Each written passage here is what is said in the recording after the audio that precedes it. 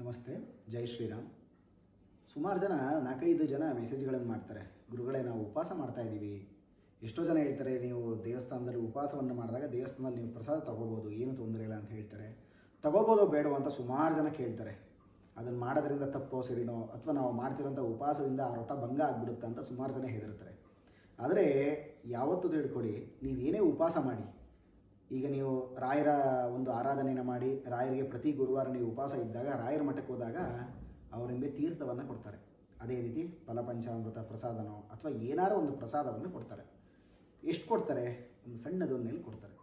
ಅದನ್ನು ನೀವು ಪ್ರಸಾದದ ಥರ ಸ್ವೀಕರಿಸ್ಕೋಬೋದು, ಏನೂ ತೊಂದರೆ ಇಲ್ಲ. ನಾವು ಉಪವಾಸ ಇದ್ದೀವಿ ಅಂದ್ಬಿಟ್ಟು ಅದನ್ನು ಮಾಡಬಾರ್ದು. ತಿರಸ್ಕರಿಸಿದ್ರೆ ಏನಾಗುತ್ತೆ, ನೀವು ಮಾಡ್ತಿರೋಂಥ ವ್ರತ ಭಂಗವನ್ನಾಗುತ್ತೆ. ಭಗವಂತ ನಮಗೆ ಅನುಗ್ರಹ ಮಾಡೋದು ಯಾವ ರೂಪದಲ್ಲಿ ಅಂತ ನಮ್ಗೆ ಯಾರಿಗೂ ಗೊತ್ತಿಲ್ಲ. ಅದರಿಂದ ಆ ಮಂತ್ರಾಕ್ಷತೆ ಆಗಲಿ ಅಥವಾ ಪ್ರಸಾದ ಆಗಲಿ ತೀರ್ಥ ಆಗಲಿ ಬೇಡ ಅಂತ ಹೇಳಬಾರ್ದು. ಅದೇ ತೀರ ಯಾವ್ದಾರ ಒಂದು ಸಂಕಷ್ಟ ಚತುರ್ಥಿ ಬರುತ್ತೆ, ದೇವಸ್ಥಾನದಲ್ಲಿ ಮಹಾಮಂಗಳಾರತಿ ಆಗಿರುತ್ತೆ, ತೀರ್ಥ ಪ್ರಸಾದ ಕೊಡ್ತಾರೆ, ಬೇಡ ಅಂತ ಹೇಳಬಾರ್ದು.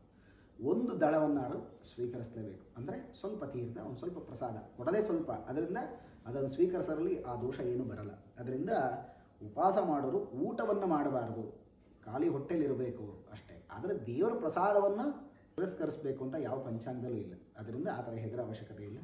ದೇವ್ರ ಪ್ರಸಾದ ಕೊಟ್ಟಾಗ ಕಣ್ಣು ಗೊತ್ಕೊಂಡು ಆರಾಮಾಗಿ ಅದನ್ನು ಸ್ವೀಕರಿಸಿ, ಏನೂ ತೊಂದರೆ ಆಗಲ್ಲ, ಶುಭವಾಗುತ್ತೆ, ಒಳ್ಳೆಯದಾಗಲಿ. ಜೈ ಶ್ರೀ.